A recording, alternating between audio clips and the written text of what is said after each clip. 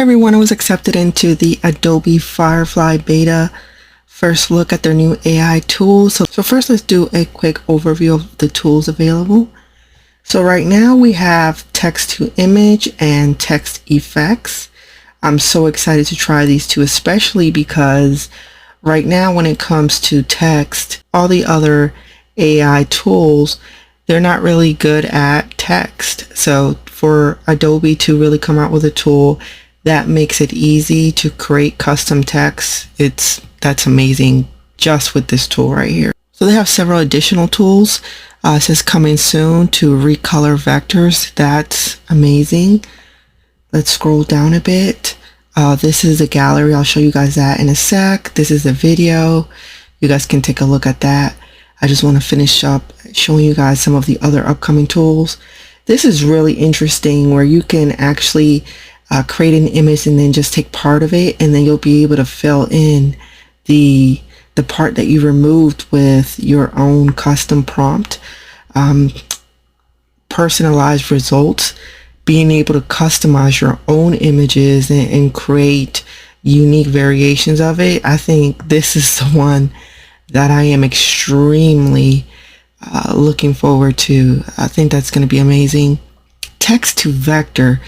I mean, right now most AI images are around 72 dpi.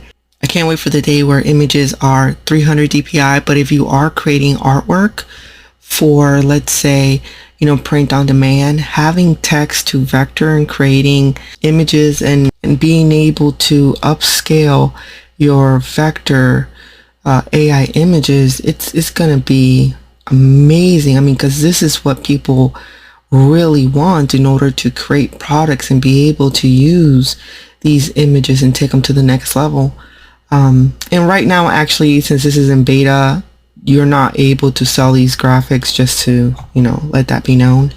Next up we have extend image. So we already have this in Photoshop, but it's great that they have it in the user interface and makes it easy to access, especially if I'm not sure if this is going to be part of the full suite, and if this is a standalone product that we'll have to pay an additional subscription for. I hope it's part of the suite. That would be amazing, because if not, I'm gonna have to pay more money. It's like, okay, will I do it? Of course.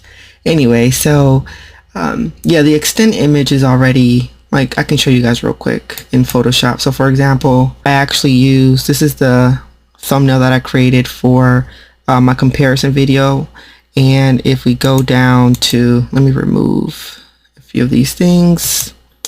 If you see right here, I extended the background. So this was the midjourney image, and then I extended the background. All you have to do is, with the selection tool, you click the area that's missing, and then you would, hold on, I'm not in the right area. I'm not on the right layer.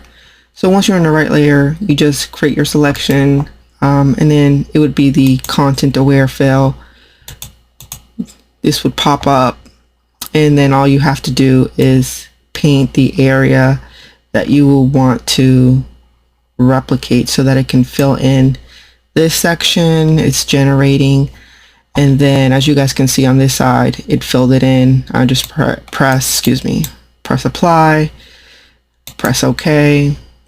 And as you can see, boom, perfect. It's just a seamless background.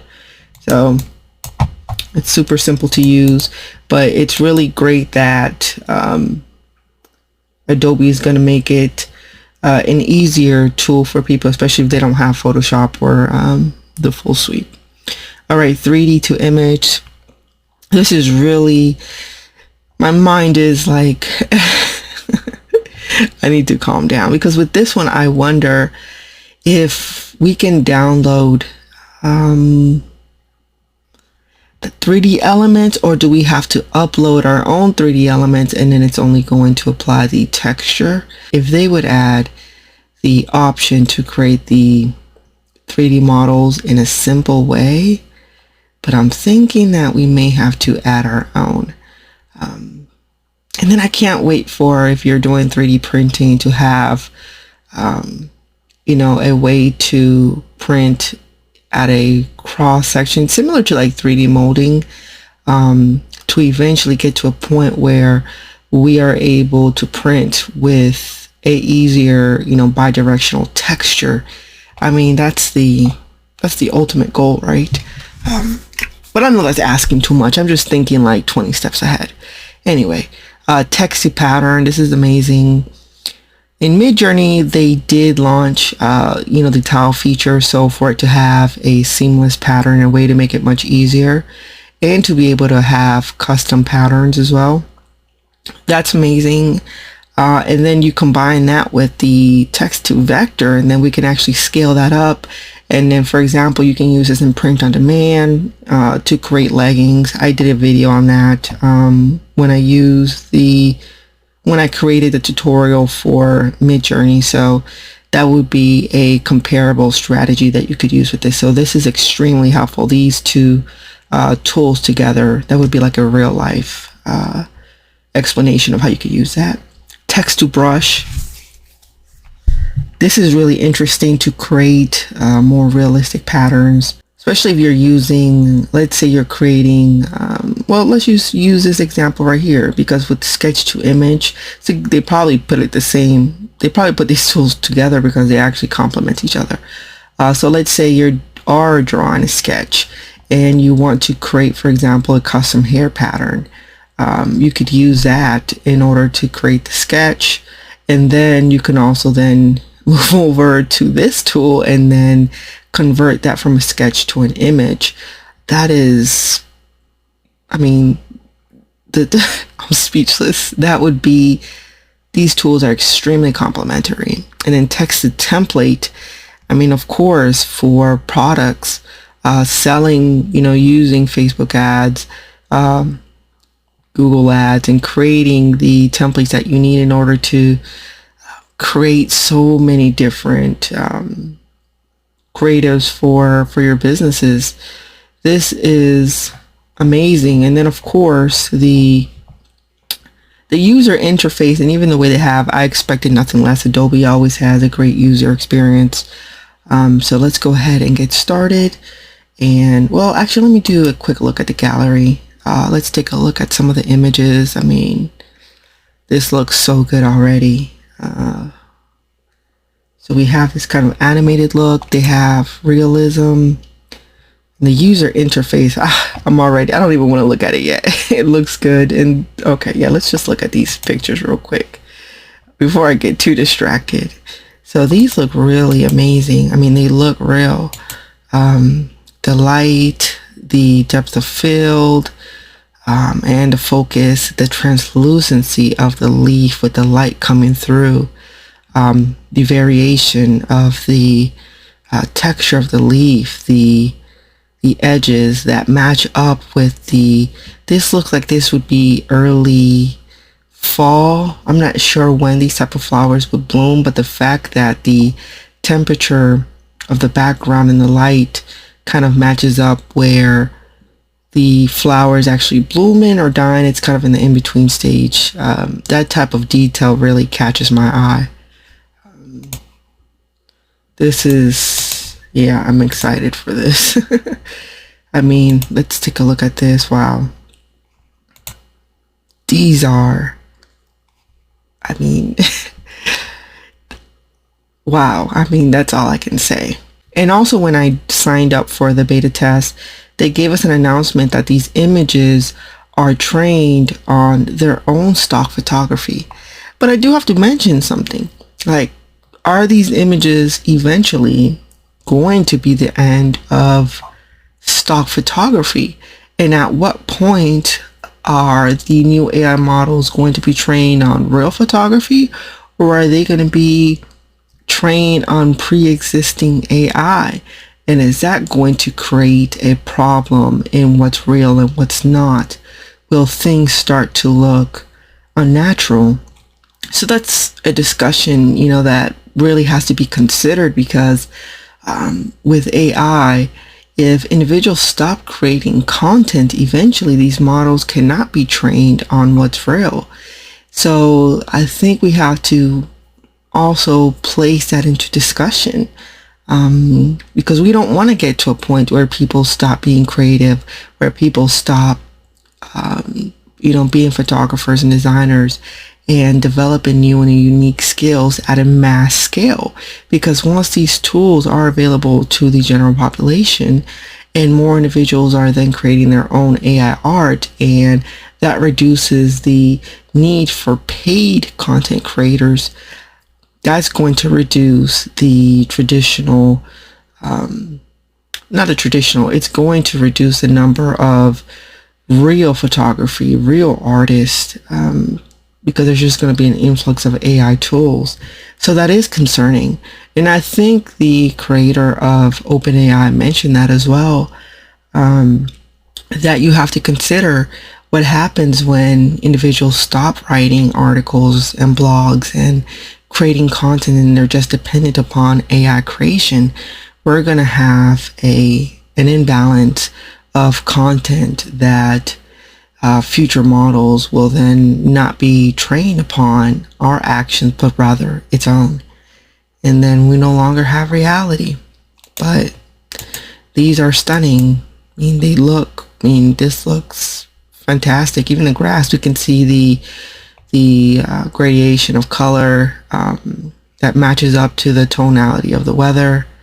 This looks good. There's some issues right here with, repetition that looks artificial right here. The top of the trees look slightly fake. They're leaning in the wrong direction, but that's easily fixed. So these are micro details that a professional would look at, versus, at just first glance, it looks like a photograph. These type of patterns, this is stunning. That looks gorgeous. All right, I think I'm going to look at one more, and then we're going to look at the user interface, because I'm ready to start making my own. I think I wanted to look at this one.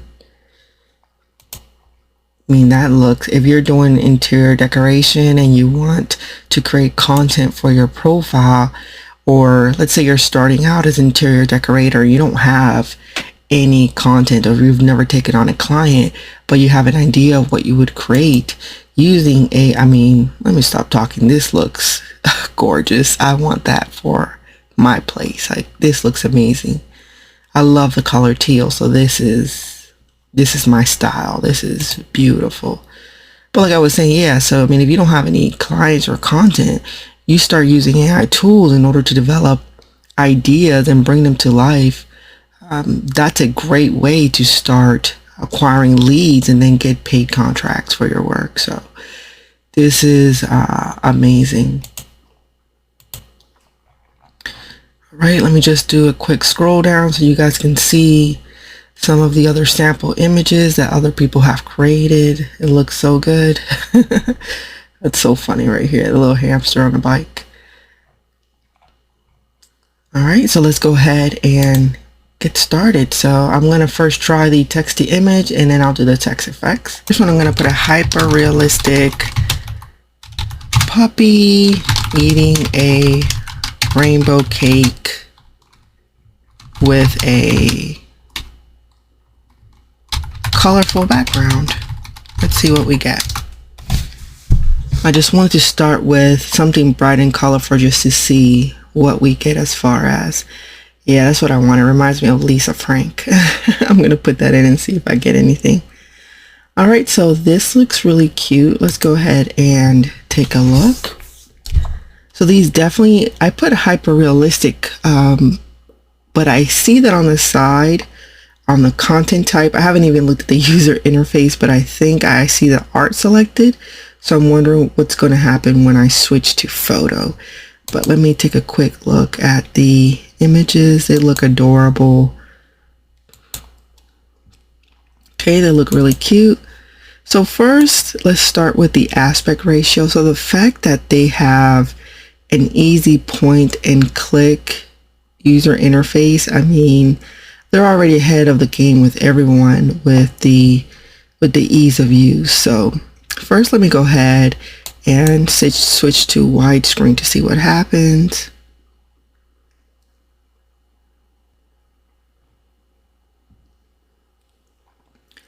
All Okay, so this is something new. So it looks like as soon as you switch the aspect ratio, it'll actually reload the image, and then they actually change the image entirely. So I think before you even type, you really have to be sure of what you want, because if you like the previous image, I'm not sure yet if you can go back. I don't see a button where it'll just let you go back to the previous image. But let's say I like the first one better, that would have been a nice option to keep the same image that you wanted and then have the ability to then just change the aspect ratio of it. I think that would take it to the next level. Also, when I hover over it, this button right here that says show similar, let's say I like a specific style, it'll reload something close to it. So that's similar to midjourney's reroll feature. I probably already said that, but that's not what it's called on Adobe. It just says show similar. So I'm gonna try to pick, I like this one the most, so let's see what happens. I'm gonna click on show similar.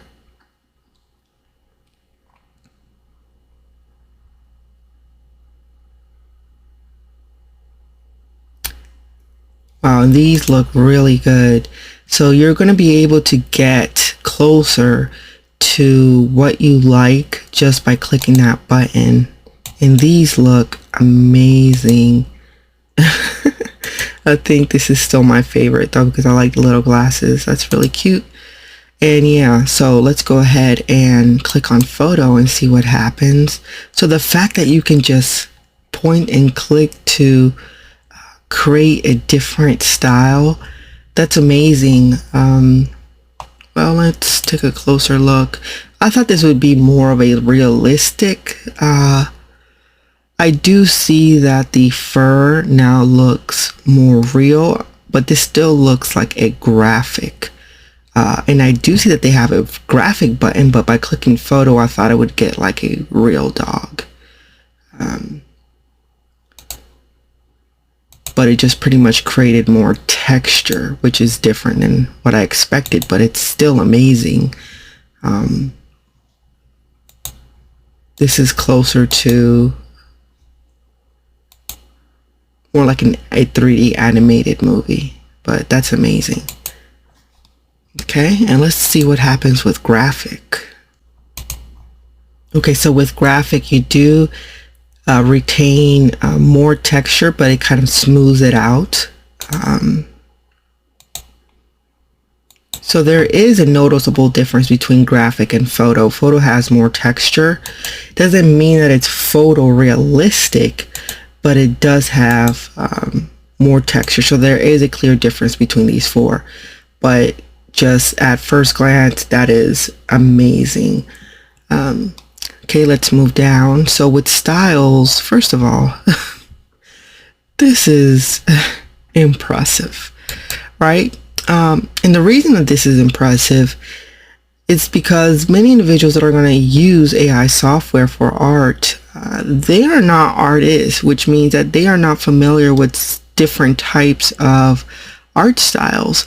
So the fact that they have these different art styles already as options for people, that's going to help them and actually improve their skill sets, because now they know what to look for. And I mean, wow, that looks really cool. The fact materials, yeah, okay, I'm going to look at a couple of those. I think I'm going to have to make a different video to actually go through these ones, because I just want to do a quick overview. Or else this video will be like 2 hours, and I'll break it up next time. All right, so let's just do a couple. Clay interests me, so let's see what happens when I click on clay. I'm going to click generate. Then we have, while that loads, I think fur will be interesting, because then maybe I can compare the fur on this setting versus the photo, or will it actually enhance it? So let's take a closer look. So it doesn't look like clay, but it makes it more of it adds more of a 3D definition, which if you still want the art graphic look, but you want to have a more defined edge, definitely use the clay button. That's what it adds to it. You can really tell right here, like on the drip of the cake, that it has more of a 3D look to it. So that's pretty cool. So let's do fur. Let me remove clay, and let's do fur and see what happens. All right, so that adds, it keeps I think the important part of this to really note the difference is on the edge of the ears, because they're still smoothed out. But if we see on the highlight point, which is what I think the fur is doing, that is going to add detail to where the highlights are, and then the lower point is going to keep smoothed out. Yeah, that's what I'm noticing here. So you will have to play around with the settings to start understanding the depth that you want to create and how to play with this so that you get the look that you're going for. So now I'm going to switch from graphic to photo to see how that's going to take it to the next level with having the photo and the fur together. Okay, so I think this has a lot more definition, but it is still smoothed out on the edges. The fur right here looks really good. I'm starting to see like more realism. These turned out better than expected. These look really good. All right, so let me move down, okay, to color and tone. So this is nice. It kind of tells you let's see if we can get the colors brighter. Let's see what happens. While that loads, we can also see the light. That's amazing that, especially if they're not photographers, this is amazing. I'm gonna put dramatic. No, let's put backlighting to see how it will improve the focus on the foreground to make the little puppies show up more. Yeah, wow, that definitely improved it. Okay, the eyes do look crazy though. I think the eyes are going to need some work. It does remind me a bit of how dalle, sometimes the face and the eyes look a bit wonky. But yeah, this one looks really nice. I can see more definition. Yeah, you can really tell on this one. It kind of made them pop out more. I wish that, because now these look like it was cut out because there's no shadow or depth back here, so you have to pay attention to that. But we can easily fix that in Photoshop. So that looks good. For example, like if you see the paw, there's like a shadow right here. I would want some more definition behind the ear too. Especially if you are going to add a backlight, you want the depth around the ears in order to look more realistic. All right. And lastly, we have composition, and these options are great. Wow, I already have so many ideas. The fact that they put so many different options that are point and click, I mean, let's do macro and see what happens. Okay, nothing really happened with this one. So I think I'm going to try something completely different for macro photography. So let me clear all the styles. An ant drinking a drop of water while sitting on a cube of sugar. It's something weird. I wanted to add another element. All right, let's see what happens. Okay, I may not even need to add hyper realistic because it already looks real. So that looks really good. And I haven't even added macro photography, so I do want more definition around the edges though. So let's put macro photography and let me put hyper realistic. See how much that improves the image. Okay, that really improved. Now we have a bit more definition around the edges. Looks more real. I wish the water drop was more important, especially since I put it at the beginning of the prompt. Because right now it's more focused on the sugar cube. I may remove that in one sec to see what happens. Okay, let me put photo and see how that improves. Okay, let me see if I do see more texture right here on the ant.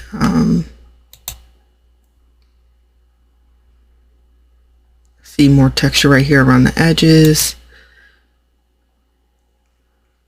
Yeah, I see more. There are more details. I don't know what that's called.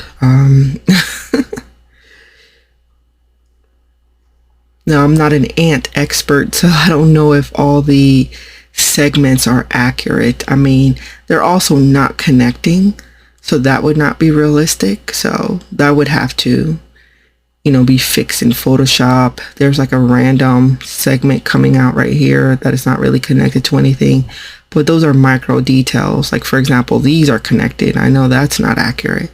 So it depends on what you're trying to do with your art and your audience and their expectations of the things that you post. Like, this looks like a unicorn ant because he has a segment coming straight out of the middle of his head. So that would not be scientifically accurate. But these are things that you can easily fix in Photoshop. So you do have to take into account how realistic something looks versus at first glance. Okay, let me take out the cube of sugar to see if I can get a better result of it just drinking water. Okay, wow. That looks so much better. Oh, it looks like now the segment of the, I don't even remember right now what this would be called, but this is not even connected to its body. It's like in the water. And there's a lot of definition, texture. It actually looks like it has a hard shell. So that is amazing.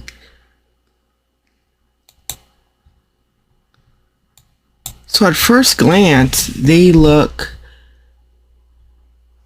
really great. But if you're a scientist, of course, obviously these things are not going to be accurate. So I think it has to work on how accurate the images are versus the realism of the structure of the anatomy of whatever it is that it's creating.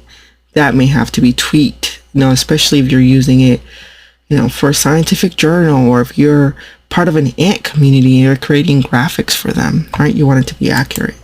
Okay, let's do one more and then I'll move on to the text tool. A chrome robot driving a race car into a futuristic neon city. All right, let me remove the macro photography and let's see what we get. Okay, wow, that looks that looks really good. Okay, I don't really see the robot, but this looks really awesome. Okay, this one looks more kind of like a transformer, like the robot is built into the car.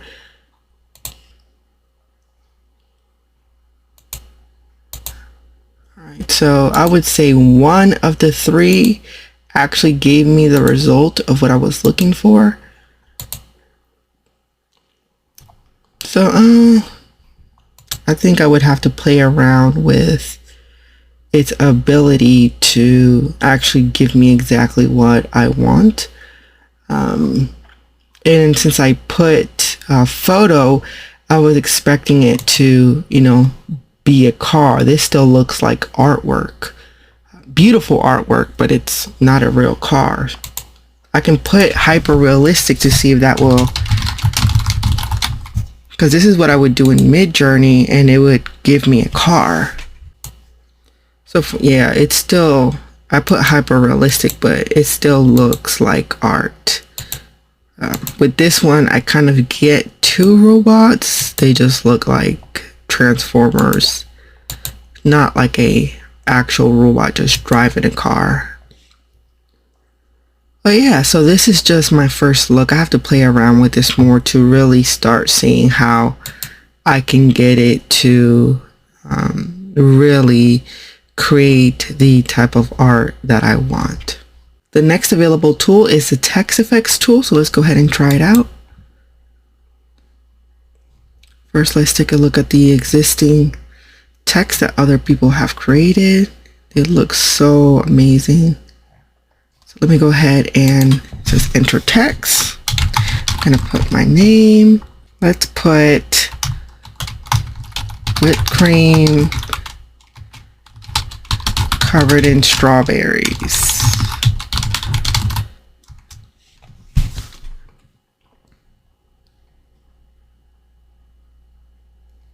That looks so good. And it's pretty fast too. It takes around 10 seconds or so. So that looks amazing. First, the user interface, once again, it's easy point and click. So first, let's look at the sample effects. So they have a lot of choices already that people can easily use.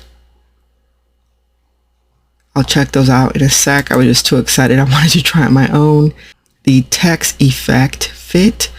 It looks like that's going to spread out the defined parameters, yeah, outside of the text.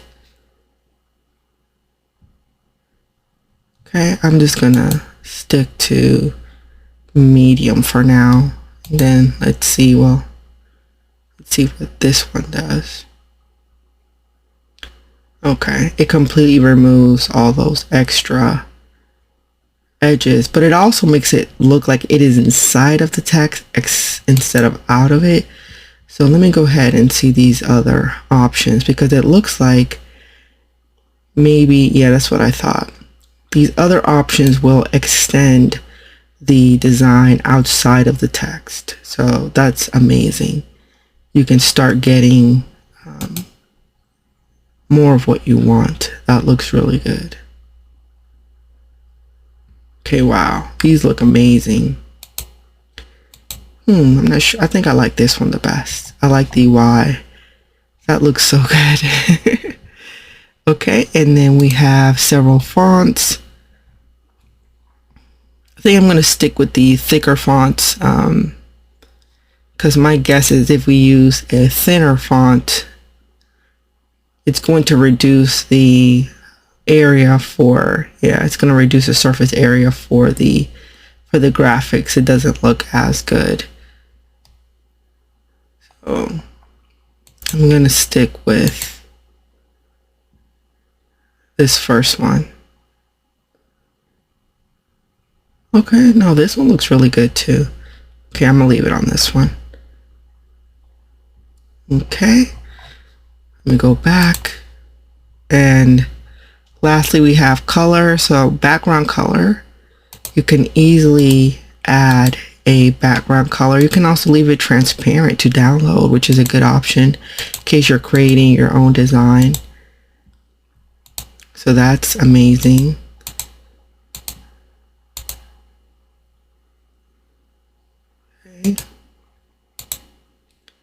Okay, I'm going to leave it on the white background, and then text color. Let's see what happens with that. Let's put black. So it's actually going to change the text. I wonder how that's going to affect. Oh, okay, yeah, it does affect the appearance of the actual element that are on the text. That's really interesting. I'm going to put pink to see what happens.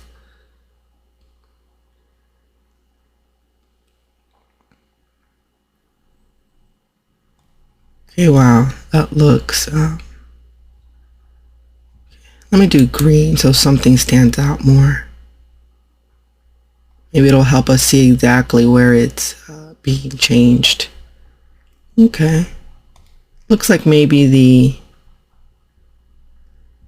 it increased some of the brightness. Yeah, it increased some of the brightness on the strawberries. So I really love this tool. And I can't wait for all these other tools. This is extremely impressive. And with a few more tweaks, Adobe could take over.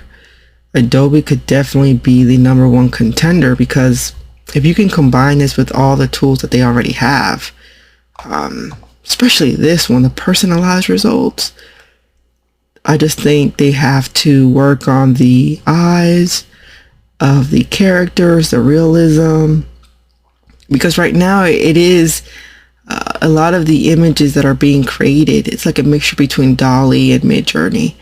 I would want the option, since they're creating so many different options, to have a more of a hyper realistic look versus an animated look. So, but this is the beta, you know, they're just testing things out, seeing what people can create.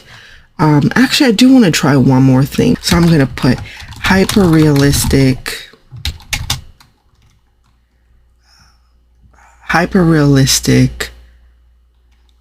eye with a lot of detail, hazel, because hazel has multiple colors. So let's see what happens. Okay, let's take a look. I mean, that looks amazing. I do like the texture underneath, but this still looks like it's a 3D render. It doesn't look necessarily like a human.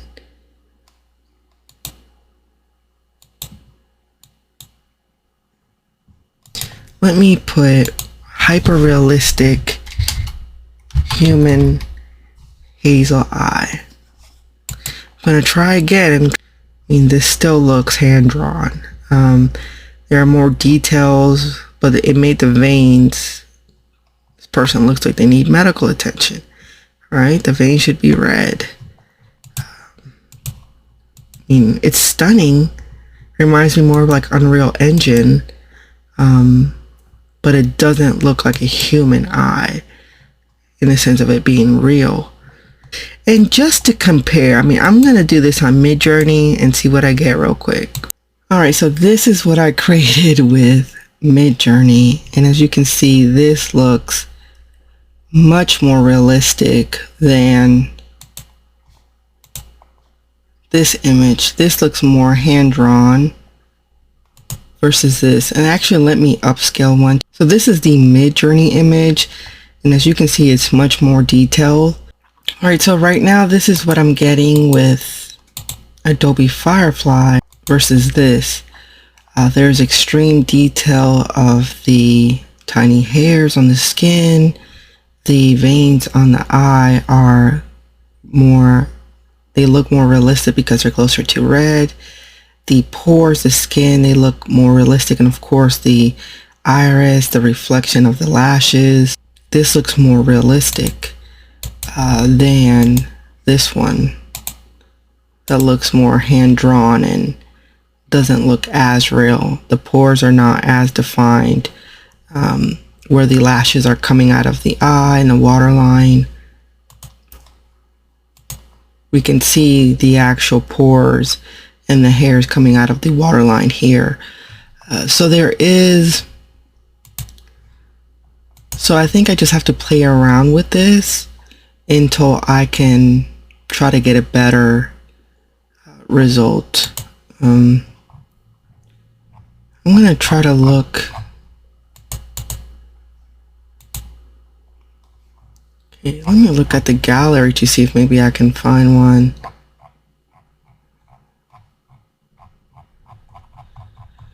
Alright, I could not find the exact example of what I was looking for. I think I just have to play around with the tool, but this is extremely impressive. The images are high quality, they're beautiful. I don't think it's a matter of one being better than the other. There's just a different style of design, different graphics. It depends on the project and what you're actually trying to do with the design that you're creating. So we just have to keep playing around with it. Of course, I'll add more updates as I learn more about the prompts and what I have to do in order to get a higher quality image. All right, so I hope this was helpful, and this is my first look at Adobe Firefly and the different tools that it offers. I really look forward to trying out their other tools. They are extremely impressive, and like I said, I think with just a few tweaks, once they're out of beta, I think that they can definitely take over because they have far more compatible tools that will get you to do everything that you need to do in one place. So I think this, for many people, if they only have to choose one AI software, they will probably end up with Adobe Firefly just because of the variety of tools that they have and the ease of use, the user interface, everything just looks high quality. So my first look, this is amazing. I can't wait. All right, hope this was helpful. Hope you guys have a great day. Bye-bye.